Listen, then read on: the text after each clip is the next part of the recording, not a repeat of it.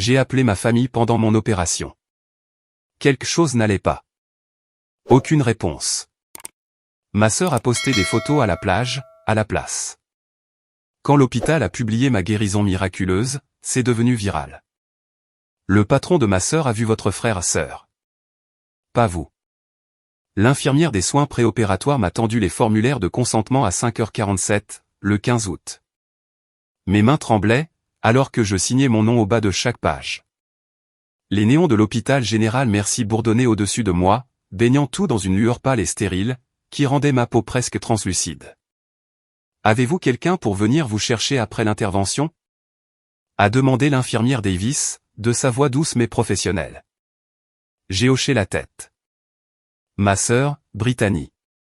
Elle sera là. Ce fut le premier mensonge que je me suis raconté, ce jour-là. Au fond de moi, je me doutais déjà de la vérité, mais l'admettre aurait signifié affronter une chose, que j'avais passé 28 ans à éviter. L'opération était censée être de routine, une kélioscopie pour retirer des tissus endométriaux, qui me causaient des douleurs atroces depuis 2 ans. Le docteur Martinez avait réalisé des centaines d'opérations de ce genre. Les statistiques jouaient en ma faveur. Je devais être rentré pour le dîner, endolori, mais sur la voie de la guérison. Mon téléphone a vibré avec un texto de Brittany, à 6h15. Je suis en retard. La circulation est dingue. Mais tu iras bien. Je t'aime. Elle ne serait pas en retard. Elle ne viendrait pas du tout. Mais je ne le savais pas encore. L'anesthésiste s'est présenté, le docteur Chen. Il avait des yeux bienveillants, qui se plissaient au coin quand il souriait. Il m'a expliqué le processus à nouveau, même si je l'avais déjà entendu 3 fois. La piqûre a atteint ma main, avec un pincement aigu. Le liquide froid a remonté le long de mon bras. Comptez à rebours à partir de 10, a ordonné le docteur Chen. Le monde s'est dissous dans le néant. La douleur m'a ramené à la conscience. Une douleur aiguë et terrible, comme si quelqu'un avait remplacé mon abdomen par du verre brisé. La salle de réveil était trop lumineuse. Des voix résonnaient autour de moi, urgentes et tendues. La tension chute. Poussez un autre bolus. Docteur Martinez, nous avons besoin de vous ici. Quelque chose avait mal tourné.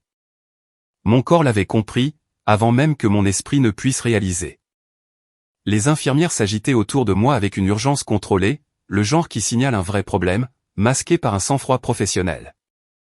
J'ai essayé de parler, mais ma gorge était irritée par le tube respiratoire. Une jeune infirmière rousse s'est penchée sur moi. Essayez de rester calme, ma chérie. Vous allez bien. Nous prenons soin de vous. Mais je n'allais pas bien. Même à travers le brouillard des médicaments et de la confusion, je savais au moins cela. Ils m'ont précipité de retour au bloc opératoire. J'ai saisi des fragments de conversation. Artère épigastrique inférieure lacérée. Hémorragie interne importante. Je ne pouvais pas respirer. Je savais au moins cela. Ils m'ont précipité de retour au bloc opératoire. J'ai saisi des fragments de conversation. Artère épigastrique inférieure lacérée. Hémorragie interne importante. Consentement pour une transfusion sanguine. Mon téléphone reposait dans un sac en plastique avec mes vêtements, et tout ce à quoi je pouvais penser, c'était d'appeler quelqu'un. N'importe qui. J'avais besoin que ma famille sache où j'étais, ce qui se passait. L'hôpital avait 3 contacts d'urgence enregistrés pour moi. Brittany, ma mère Patricia, et mon père Robert. Ils avaient appelé ces 3 numéros à tour de rôle, pendant des heures. Personne n'a répondu. Quand je me suis réveillé la 2e fois, l'horloge murale affichait 14h34, soit 8 heures depuis qu'on m'avait endormi la première fois. Un médecin que je ne reconnaissais pas se tenait près de mon lit, m'expliquant des complications, avec des mots qui semblaient me parvenir à travers l'eau.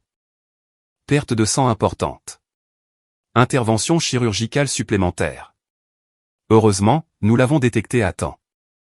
Mon téléphone. J'avais besoin de mon téléphone. L'infirmière l'a récupéré dans mes affaires.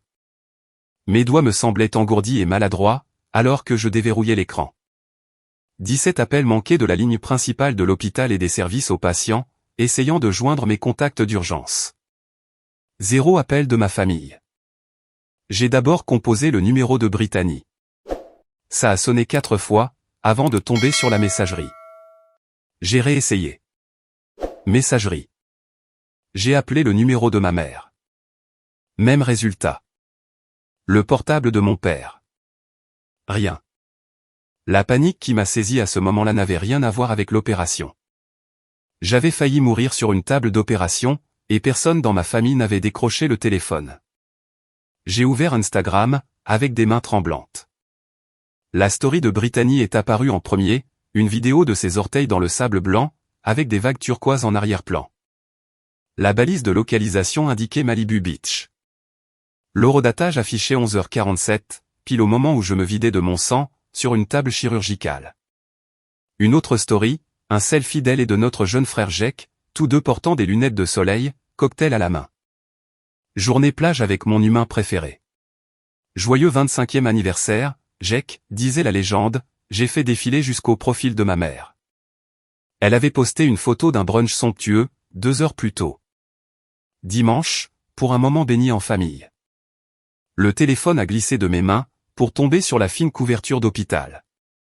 Ils étaient allés à la plage pendant que j'étais en chirurgie d'urgence, pendant que l'hôpital essayait désespérément de joindre mes contacts d'urgence, pendant que je recevais des transfusions sanguines pour me maintenir en vie. Ils étaient allés à la plage. Les larmes sont montées, chaudes et rapides. L'infirmière qui vérifiait mes signes vitaux s'est arrêtée, inquiète, observant mon visage inondé. « Ma chérie, avez-vous mal ? Je peux vous donner quelque chose. » « Ils ne sont pas venus, ai-je murmuré. »« Ma famille, ils ne sont pas venus. » Elle n'a rien dit, elle m'a juste serré la main, et a ajusté mes analgésiques.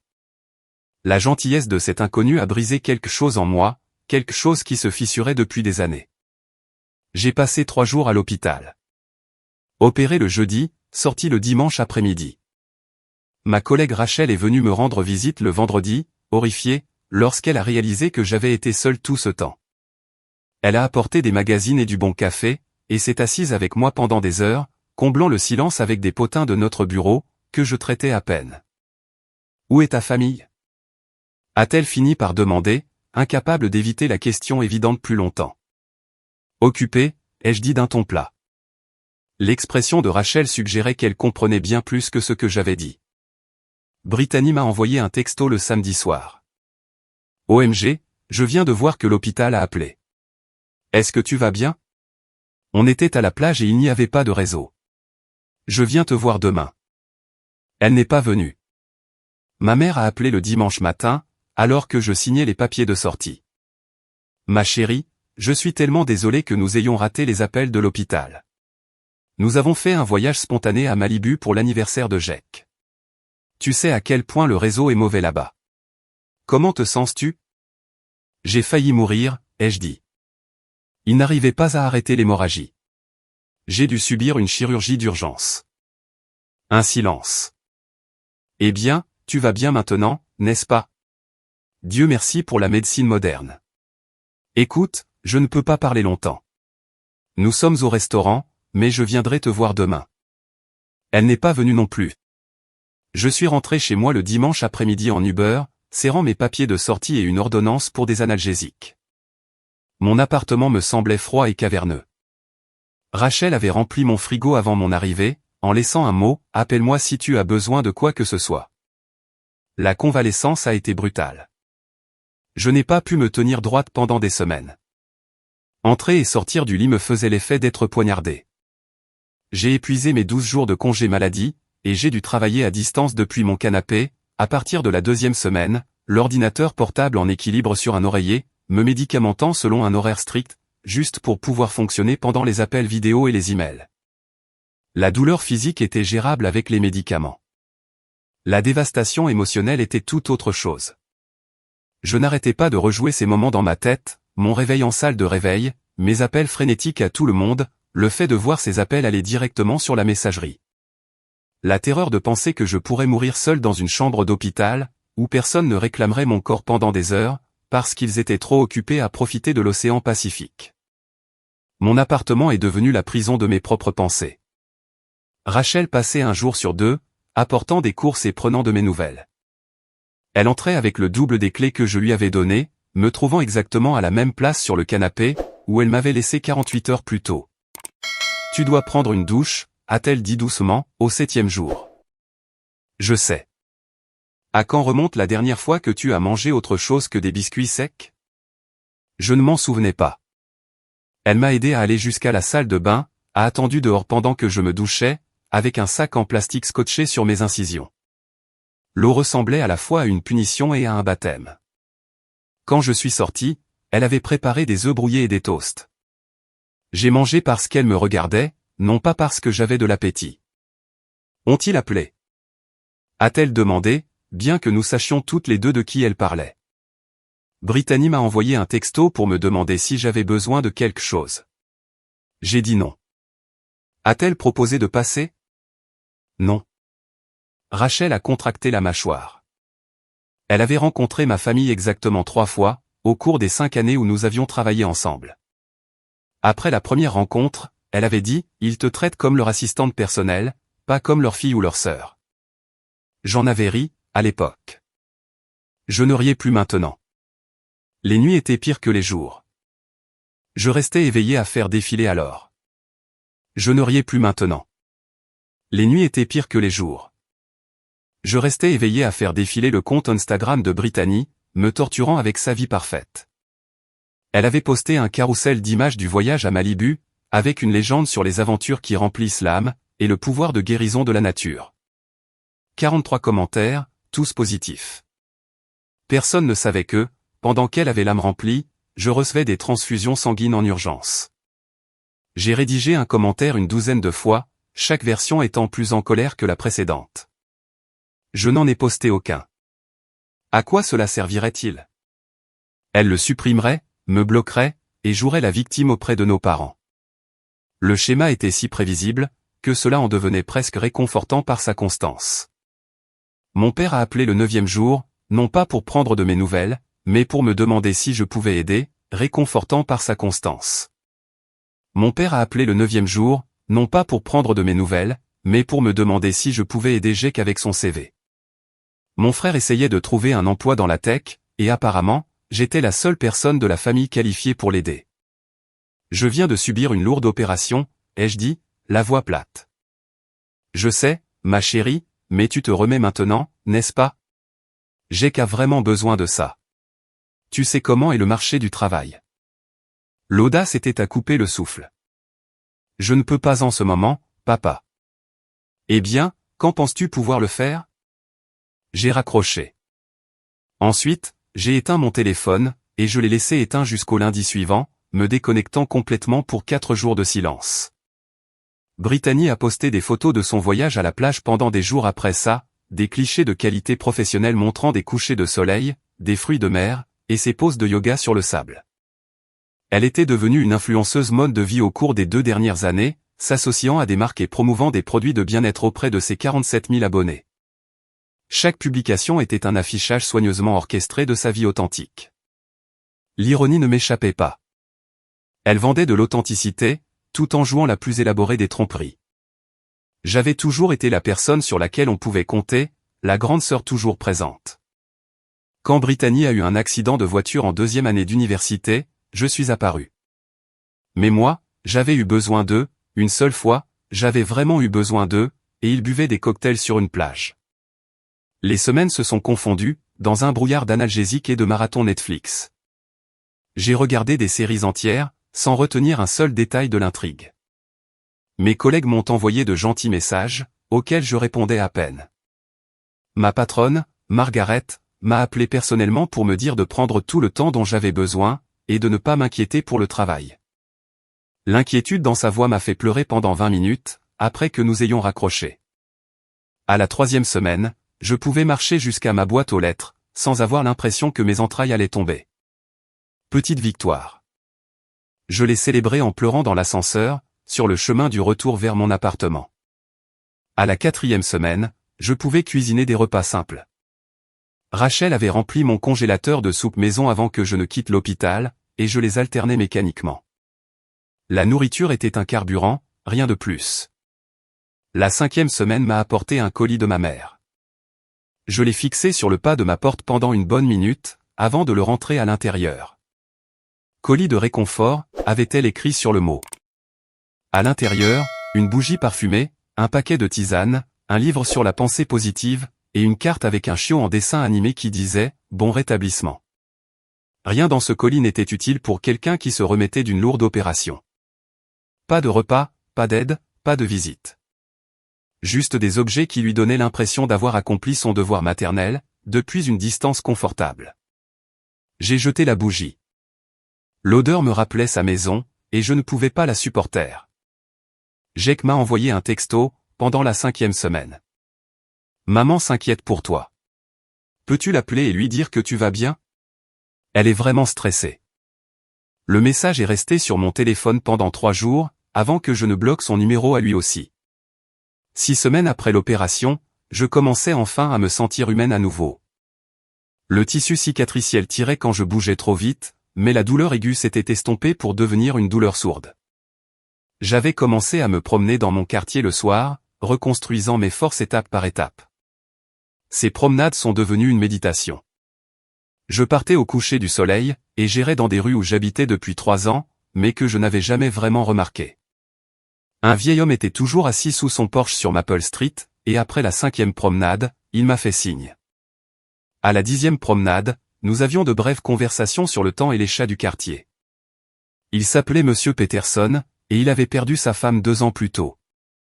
Le silence est la partie la plus difficile, m'a-t-il dit. On pense qu'on veut la paix, jusqu'à ce qu'on en ait trop. Je comprenais cela plus que je ne voulais l'admettre. Rachel m'a convaincu de la rejoindre pour prendre un café, un samedi. Nous étions assises à la terrasse d'un café du centre-ville, et elle m'a observé avec l'évaluation franche d'une vraie amie. Tu as une mine affreuse, a-t-elle dit. Merci. Je veux dire émotionnellement. Tu es en colère.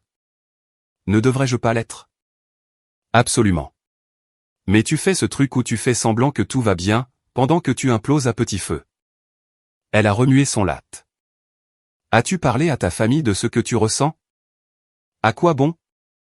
Le problème, c'est que tu couves un ressentiment qui va t'empoisonner. Soit tu gères le problème, soit tu laisses couler. Mais arrête cet entre-deux, où tu agis normalement tout en bouillonnant intérieurement. Je voulais discuter, mais elle avait raison. La colère avait élu domicile de façon permanente dans ma poitrine, brûlant d'un feu constant et chaud. À chaque fois que Brittany postait des choses sur les valeurs familiales, ou sur le fait d'être là les uns pour les autres, j'avais envie de hurler. L'appel est venu d'une source inattendue. 8 semaines après l'opération, à la mi-octobre, le bureau du docteur Martinez m'a contacté pour participer à une étude de cas. Apparemment, mon opération avait été suffisamment inhabituelle, la complication, l'intervention d'urgence, le résultat positif pour que l'hôpital général Mercy souhaite la présenter dans sa newsletter trimestrielle, et dans sa campagne sur les réseaux sociaux. Concernant les capacités de son service de chirurgie. Nous aimerions partager votre histoire, a expliqué Jennifer, la coordinatrice des communications de l'hôpital, au téléphone, avec votre permission, évidemment. Cela aiderait les autres patients à comprendre que, même lorsque des complications surviennent, ils sont entre de bonnes mains. J'ai failli dire non. L'opération avait été suffisamment traumatisante, sans avoir à la diffuser, mais quelque chose m'a fait hésiter. Utiliseriez-vous mon nom? Nous pouvons utiliser votre prénom et l'initiale de votre nom, si vous préférez. Nous inclurons une photo si vous êtes à l'aise avec ça. Mon nom complet, ai-je dit. Utilisez mon nom complet. Jennifer a semblé surprise, mais ravie. Merveilleux. Nous allons vous envoyer un formulaire d'autorisation, et planifier un moment pour les photos. La séance photo a eu lieu 3 semaines plus tard, début novembre. Ils ont pris des photos de moi avec le docteur Martinez, avec l'infirmière Davis, qui avait été présente lors des 2 opérations, et avec le docteur Chen, l'anesthésiste. Tous ceux qui avaient réellement répondu présent, quand ça comptait. Jennifer, la coordinatrice des communications, m'avait préparé à ce qui m'attendait. Nous voudrons des clichés de vous, l'air en bonne santé et heureuse. Mettre vraiment l'accent sur la guérison. Et si vous êtes à l'aise, nous adorerions avoir quelques citations sur votre expérience. Le studio de photographie de l'hôpital était étonnamment chaleureux. Ils avaient installé un éclairage doux et des fauteuils confortables. Le docteur Martinez est arrivé le premier, m'accueillant avec une étreinte qui m'a semblé paternelle. Regardez-vous, a-t-il dit. Vous êtes magnifique. Je me sens magnifiquement bien, grâce à vous. Grâce à toute une équipe, m'a-t-il corrigé doucement, mais je suis heureux que nous ayons pu être là pour vous. L'infirmière Davis a apporté des biscuits faits maison, insistant pour que j'en goûte un. Je les ai préparés hier soir, quand Jennifer m'a parlé de la séance. Je me suis dit qu'on aurait tous besoin d'un peu de sucre. Sa gentillesse était si naturelle, si sincère. Cette femme me connaissait à peine, et pourtant, elle avait préparé des biscuits. Le docteur Chen m'a montré des photos de son nouveau bébé, une fille née à peine 2 semaines après mon opération. J'ai failli rater sa naissance, a-t-il confié. J'étais au bloc opératoire avec vous pendant mon service, puis j'ai dû courir jusqu'à la salle d'accouchement. Mais ça valait chaque seconde. Ces gens étaient des étrangers qui étaient devenus bien plus que cela. Ils m'avaient vu dans mon état le plus vulnérable, et avaient répondu avec une excellence professionnelle, et une compassion humaine. Le contraste avec ma propre famille était si saisissant, que ça me faisait physiquement mal. Le photographe m'a demandé de sourire, et pour la première fois depuis des mois, je me suis sentie sincèrement heureuse. Ces personnes m'avaient sauvé la vie. Ils méritaient d'être reconnus pour cela. L'article a été mis en ligne sur le site web et la page Facebook de l'hôpital Mercy, un mardi matin fin novembre, exactement 15 semaines après mon opération. Fin novembre, exactement 15 semaines après mon opération. Il était bien écrit et détaillé, expliquant l'intervention initiale, la complication, l'intervention d'urgence, et ma convalescence. Ils ont parlé d'un miracle, du fait que j'ai survécu sans aucun dommage permanent.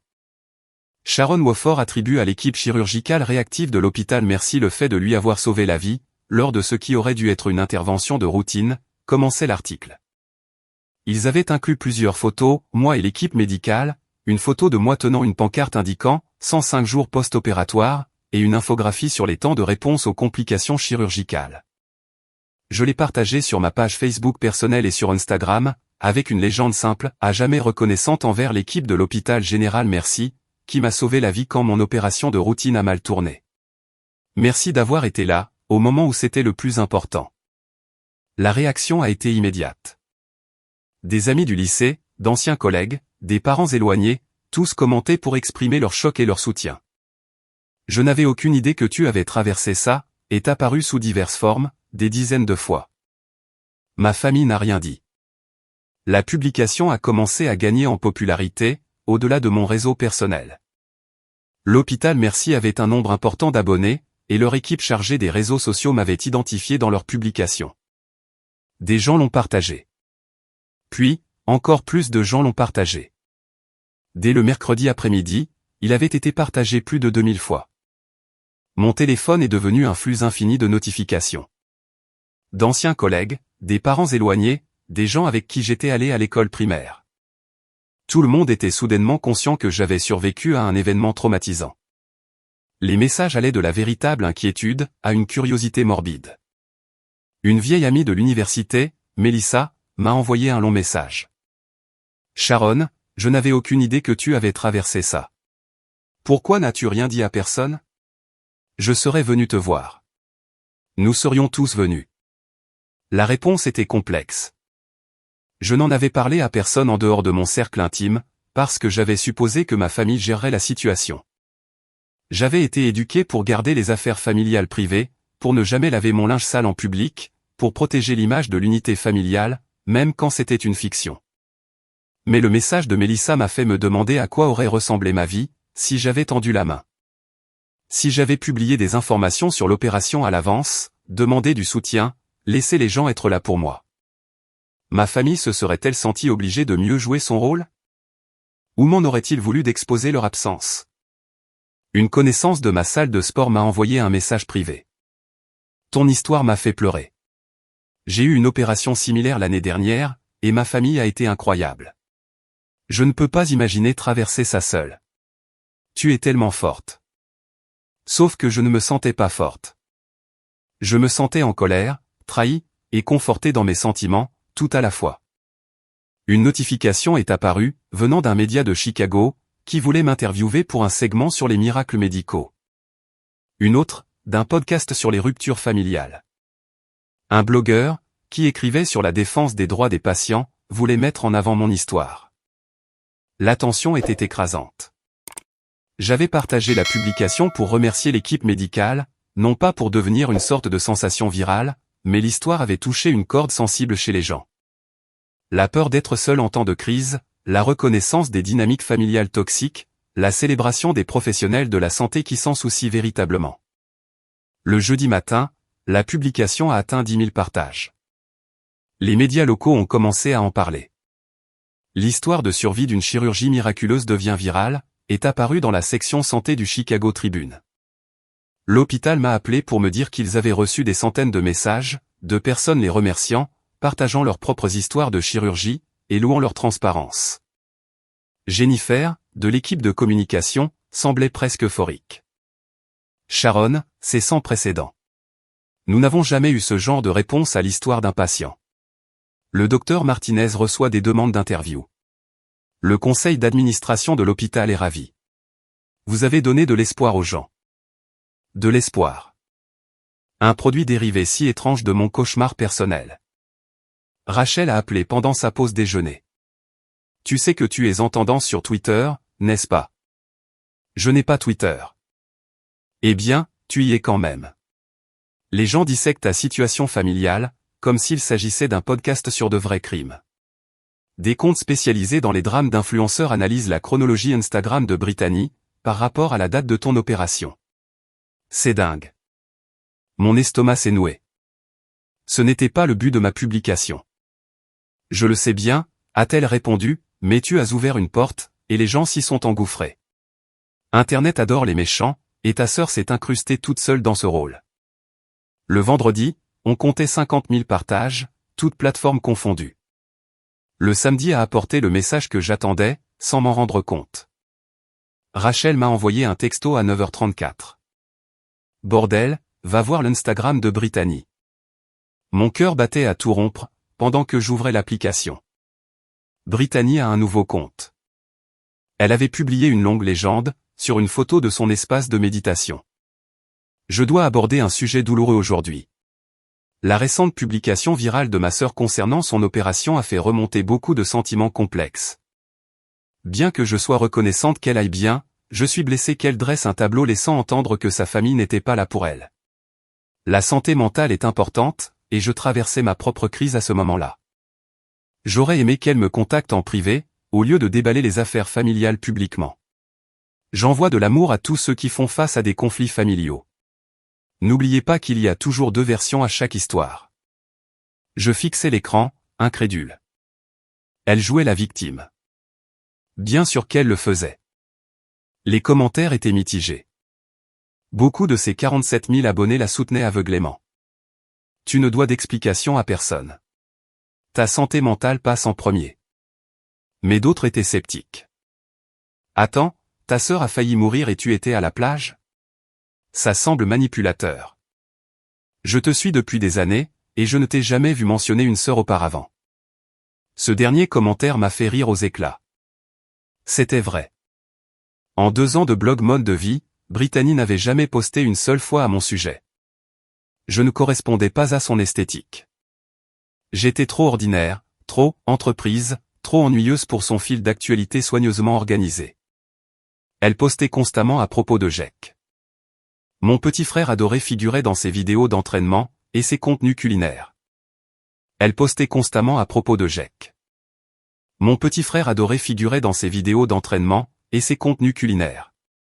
Elle publiait des choses sur nos parents pendant les fêtes, toujours des photos mises en scène avec un éclairage parfait, et des tenues assorties. Mais moi, j'étais invisible dans son monde numérique.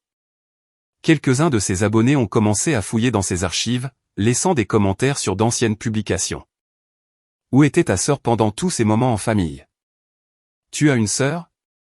Intéressant comme tu n'as jamais mentionné avoir un frère ou une sœur avant ça. Brittany a supprimé des dizaines de commentaires, mais d'autres sont apparus. Internet était impitoyable, une fois qu'il avait flairé l'hypocrisie. Un commentaire sur son post de méditation, venant de quelqu'un appelé @vivre authentique, a attiré mon attention. Je te suis depuis des années parce que tu prêchais l'authenticité et les valeurs familiales. Tu as toute une série de stories à la une appelée La famille d'abord, mais tu n'as jamais mentionné ta sœur une seule fois. Elle a failli mourir seule. Ce ne sont pas des valeurs. C'est une performance. Le commentaire avait 847 likes. Un autre abonné a posté « Le calcul n'est pas bon. Tu as posté des stories à la plage avec des horodatage, pendant que ta sœur était en chirurgie d'urgence. Ensuite, tu ne lui as pas rendu visite. Maintenant, tu joues les victimes parce que les gens l'ont remarqué. C'est ultra manipulateur. 1234 likes. Le compte d'une marque qui s'était précédemment associée à Brittany a discrètement retiré ses « j'aime » sur toutes ses publications. L'effondrement se produisait en temps réel, et je le regardais avec un mélange de satisfaction et d'horreur. C'était plus que ce que j'avais anticipé. Je voulais de la reconnaissance, peut-être des excuses. Je ne m'attendais pas à ce que toute son identité d'influenceuse s'effondre sous l'examen du public. Mon téléphone a sonné. Ma mère. Sharon, mais à quoi pensais-tu? Sa voix était tranchante, pleine d'accusations. Tu as mis toute la famille dans l'embarras. Brittany est dévastée. Ses abonnés l'attaquent. Elle a travaillé si dur pour construire sa marque, et tu as tout saboté avec ce coup d'éclat. Un coup d'éclat, ai-je répété lentement. J'ai failli mourir. Maman, ne sois pas dramatique. Tu as eu des complications chirurgicales. Ça arrive. Mais devais-tu balancer ça sur tout Internet? Nous faire passer pour des monstres? Nous avons expliqué pour la plage. Il n'y avait pas de réseau. Il y avait du réseau. Brittany a posté des stories toute la journée. Eh bien, nous n'avons pas vu les appels de l'hôpital. Ce n'est pas de notre faute. La colère qui bouillonnait depuis des mois a fini par exploser. Vous n'êtes pas venu après, non plus. Vous avez eu 3 jours pendant que j'étais à l'hôpital. Vous avez eu des semaines pendant que je me remettais seul. Vous n'êtes pas venu parce que vous n'en aviez pas envie. Silence au bout du fil. Je suis ta mère. Comment oses-tu? Non. Ma voix est sortie ferme, calme. Tu n'as pas le droit de jouer la victime ici. J'ai eu besoin de toi une fois, juste une fois, dans toute ma vie d'adulte. J'ai vraiment eu besoin de toi, et tu as choisi une journée à la plage à la place. C'est ridicule. Tu es manipulatrice. Et j'ai raccroché. Ma main tremblait, mais j'avais l'impression de me libérer de chaînes que j'avais portées si longtemps, que j'en avais oublié l'existence. Le week-end a apporté plus de chaos. La publication de Brittany s'est retournée contre elle de façon spectaculaire. Les gens ont fouillé dans ses anciens contenus, remarquant qu'elle n'avait jamais mentionné avoir une sœur. Des captures d'écran de ses stories à la plage, le jour de mon opération, ont circulé avec les horodatages. Quelqu'un a trouvé ma publication Facebook originale, et l'a comparée à sa réponse, et la chronologie ne soutenait pas sa version des faits. Un fil Reddit est apparu sur Instagram Reality, intitulé « Une influenceuse bien-être abandonne sa sœur pendant une chirurgie d'urgence pour une journée plage ». Il a reçu 12 000 votes positifs et plus de 3 000 commentaires. Les gens postaient des comparaisons côte à côte de ses stories à la plage et de la chronologie de mon opération. Quelqu'un avait même créé une analyse détaillée, montrant exactement quand l'hôpital avait essayé de l'appeler, par rapport au moment où elle publiait activement du contenu. Le niveau de travail de détective sur Internet était à la fois impressionnant et terrifiant. Un utilisateur de Reddit a écrit « J'ai eu des complications chirurgicales l'année dernière, et ma sœur a traversé le pays en avion pour être avec moi. Elle a dormi sur une chaise d'hôpital pendant 3 nuits. C'est ce que fait la famille. Ce comportement, c'est de la sociopathie masquée en soins de soi. » Un autre commentaire, la façon dont elle se pose en victime ici, c'est du narcissisme typique. Sa sœur a failli mourir, et elle s'inquiète pour sa marque. Répugnant. Un troisième, quelqu'un a remarqué qu'elle a effacé toutes les photos avec sa sœur de son fil. J'en ai trouvé sur le cache de Google, datant de 2019. Elles existaient.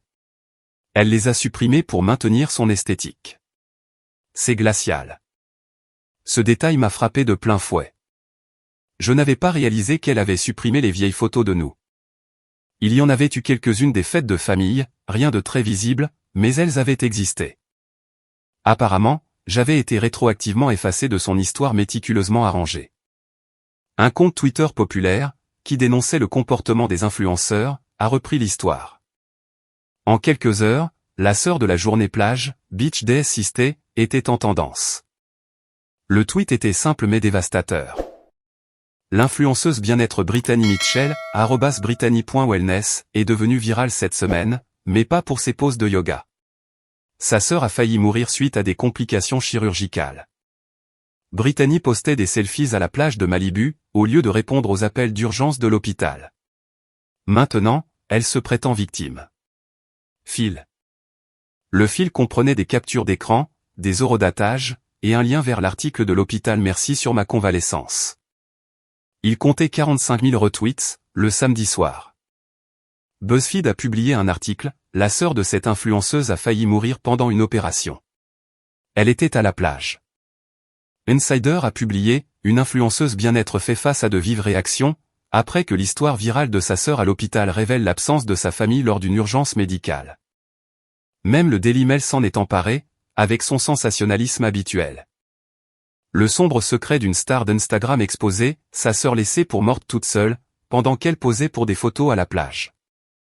Lundi matin, je me suis réveillé avec 347 messages privés sur Instagram. La plupart exprimaient du soutien. Certains venaient d'autres personnes, partageant leurs propres histoires d'abandon familial. Quelques-uns provenaient de journalistes demandant des interviews. L'un des messages venait d'un certain David Thornton. Bonjour, Sharon. Je suis le directeur créatif de Serenity Wellness Company. Nous avons collaboré avec votre sœur Brittany pour plusieurs campagnes. J'ai vu votre histoire et la réponse de votre sœur. Je dois vous parler. Seriez-vous d'accord pour m'appeler? Serenity Wellness était le plus gros sponsor de Brittany. Elle faisait la promotion de leur tapis de yoga, suppléments, et applications de méditation dans au moins la moitié de ses publications. Il la payait bien. Elle avait mentionné gagner un salaire à 6 chiffres, grâce au partenariat avec les marques. J'ai appelé David. Merci de me recontacter, a-t-il dit. Sa voix était professionnelle, mais chaleureuse. Je vais être direct. Nous sommes une entreprise de bien-être, fondée sur l'authenticité et la véritable connexion humaine. Votre sœur représente notre marque depuis 18 mois. Au vu de la situation récente, nous avons besoin de comprendre la situation dans son ensemble. Que voulez-vous savoir? La vérité. Était-elle vraiment à la plage quand vous étiez en chirurgie d'urgence? J'aurais pu mentir, la protéger malgré tout, c'est ce que fait la famille, n'est-ce pas? Oui, ai-je dit. Elle était à Malibu avec mon frère pour son anniversaire. L'hôpital a essayé de joindre mes contacts d'urgence pendant 8 heures. Personne n'a répondu. Elle a posté des stories Instagram tout au long de la journée. Je vois, a-t-il fait une pause, et son affirmation concernant sa crise de santé mentale à ce moment-là. Je ne peux pas me prononcer sur sa santé mentale, mais je peux vous dire que c'est moi qui ai été présente pour chaque urgence familiale, pendant 28 ans. La seule fois où j'ai eu besoin d'eux, ils n'étaient pas là, et ils ne sont pas venus après non plus. Ça a dû être incroyablement douloureux. La gentillesse dans sa voix, venant d'un énième étranger, m'a serré la gorge. Ça l'était. Merci pour votre honnêteté, Sharon. Je suis désolé que vous ayez traversé cela. 2 jours plus tard, Serenity Wellness a publié une déclaration sur ses réseaux sociaux. Après mûre réflexion, nous avons décidé de mettre fin à notre partenariat avec Brittany Mitchell, avec effet immédiat. Notre marque valorise l'authenticité, la compassion et le véritable bien-être. Les événements récents ont montré un décalage avec ses principes fondamentaux. Nous souhaitons bonne continuation à Brittany sur son chemin. Le compte Instagram de Brittany est devenu inactif, immédiatement après. Son nombre d'abonnés a chuté, passant de 47 000 à 31 000 en 3 jours, alors que les gens se désabonnaient en masse. D'autres marques ont discrètement supprimé les publications où elle apparaissait. Tout son château de cartes d'influenceuse s'est effondré, parce que les gens avaient enfin percé à jour la supercherie. Elle m'a appelé à minuit, en hurlant « Tu as ruiné ma vie. Tu es vindicative. J'ai tout perdu à cause de ta stupide histoire de victime. » J'ai dit la vérité, ai-je dit doucement, c'est tout ce que j'ai fait. Tu as voulu ça. Tu as toujours été jalouse de moi. Peut-être qu'il y avait une part de vérité là-dedans. Peut-être avais-je été jalouse de la facilité avec laquelle tout lui arrivait, alors que je travaillais 2 fois plus dur pour la moitié de la reconnaissance. Mais ce n'était pas pour cela que j'avais partagé mon histoire. J'ai survécu à quelque chose de traumatisant, ai-je dit. J'ai partagé ma gratitude pour les personnes qui m'ont sauvé. Si tes choix pendant cette période te donnent une mauvaise image, c'est ta responsabilité, pas la mienne. Maman et papa sont d'accord avec moi. On coupe les ponts. Tu ne fais plus partie de la famille. D'accord, ai-je dit. Ces mots ont semblé la stupéfier. D'accord, c'est tout? Ouais, ai-je dit. C'est tout. J'ai raccroché et j'ai bloqué son numéro. Puis, j'ai bloqué les numéros de mes parents. Celui de Jake aussi, bien qu'il ne m'ait jamais contacté pour parler de ce qui s'était passé. Le silence qui a suivi a été profond. Pendant des jours, j'ai attendu que la culpabilité arrive. Ce n'est jamais arrivé. Au lieu de cela, je me suis sentie plus légère que je ne l'avais été depuis des années. Rachel m'a emmené dîner pour célébrer ce qu'elle a appelé ma « journée de la liberté ». Nous avons commandé trop de nourriture et partagé une bouteille de vin, et elle a levé son verre pour porter un toast. À Sharon Wofford, qui a enfin arrêté de s'immoler par le feu, juste pour garder les autres au chaud. J'ai ri, et j'ai trinqué avec son verre. C'est dramatique. C'est exact. Tu as passé toute ta vie à être la personne fiable, celle sur qui on peut compter, celle qui se sacrifie. Et pourquoi faire? Pour qu'ils puissent te considérer comme acquise. Elle n'avait pas tort. J'avais construit mon identité autour du fait d'être utile, d'être nécessaire. Sans ce rôle, qui étais-je? La réponse que je découvrais était, quelqu'un de véritablement heureux. Les mois qui ont suivi ont apporté des changements inattendus. L'histoire virale a conduit à des opportunités de prise de parole. Des groupes de défense des patients voulaient que je partage mon expérience. L'hôpital Merci m'a demandé de rejoindre son comité consultatif des patients. J'ai rencontré d'autres personnes qui avaient survécu à des complications chirurgicales, et nous avons formé un réseau de soutien très soudé. Le travail m'a promu. Ma patronne, Margaret, avait vu la publication virale, et m'a convoqué dans son bureau, disant qu'elle n'avait aucune idée que j'avais traversé une épreuve aussi grave. Elle m'a offert un poste de direction, avec de meilleurs horaires et un meilleur salaire, ainsi que 3 semaines supplémentaires de congés flexibles, pour m'en remettre complètement. Vous avez été sous-évalué ici, a-t-elle dit. Réparons cela. J'ai commencé à fréquenter un ambulancier nommé Connor, que j'avais rencontré lors d'une collecte de fonds pour l'hôpital en janvier. Il comprenait le traumatisme et la résilience, d'une manière que la plupart des gens ne pouvaient pas. Notre premier rendez-vous a duré 6 heures, la conversation coulant facilement, sur tout et sur rien. Il ne savait rien de l'histoire virale, jusqu'à notre 3e rendez-vous, où j'ai fini par lui raconter. Ta famille ne s'est vraiment pas pointée? A-t-il demandé, avec un choc sincère dans la voix. Non. C'est leur perte, a-t-il dit simplement. Tu es assez incroyable. Noël est arrivé. Les années précédentes, j'aurais passé des semaines à acheter des cadeaux, à planifier des dîners, à coordonner les emplois du temps, pour m'assurer que tout le monde était heureux. Cette année-là, je l'ai passée avec Rachel, Connor, et quelques autres amis. Nous avons cuisiné ensemble, joué à des jeux de société, regardé de mauvais films. Personne n'attendait de moi que je sois en représentation, que je me sacrifie, ou que je gère les sentiments de qui que ce soit d'autre. Ce fut le meilleur Noël que j'ai jamais eu. Brittany a essayé de faire un retour en janvier. Elle a posté une longue vidéo d'excuses, expliquant qu'elle avait traversé des épreuves, et fait des erreurs. Elle a parlé de traumatismes familiaux, d'expériences d'apprentissage, et de croissance. Les commentaires ont été brutaux. Trop peu, trop tard. C'est du contrôle des dégâts, pas de vrai remords. Ta sœur a failli mourir, et tu es allé à la plage. Tout le jargon de thérapie n'y changera rien. Elle a supprimé la vidéo au bout de 8 heures. J'ai appris, par des connaissances communes, qu'elle était retournée vivre chez nos parents. Sa carrière d'influenceuse était essentiellement terminée. Certains de ses anciens abonnés m'identifiaient parfois dans des publications pour demander des nouvelles, mais je n'ai jamais répondu. Son échec n'était pas quelque chose à célébrer, c'était juste la conséquence naturelle de ses propres choix. Jake m'a contacté une fois, par le biais d'un message sur LinkedIn, de tous les endroits possibles. Et, je sais que les choses sont devenues compliquées. Tu veux prendre un café et en parler? J'ai laissé le message en « lu ». Certains ponts, une fois brûlés, ne valent pas la peine d'être reconstruits. Ma mère m'a envoyé une carte d'anniversaire en mars, pour mes 29 ans. La carte était générique, achetée dans un supermarché, avec un mot manuscrit, « Je pense à toi. J'espère que tu vas bien. Bisous, maman. » Aucune reconnaissance de ce qui s'était passé. Aucune véritable excuse. Juste une carte remplissant l'obligation fondamentale de la maternité. Je l'ai jetée. Un an après l'opération, l'hôpital Merci m'a demandé de prendre la parole, lors de son gala annuel de collecte de fonds. Le docteur Martinez allait recevoir un prix, et il voulait que je le présente.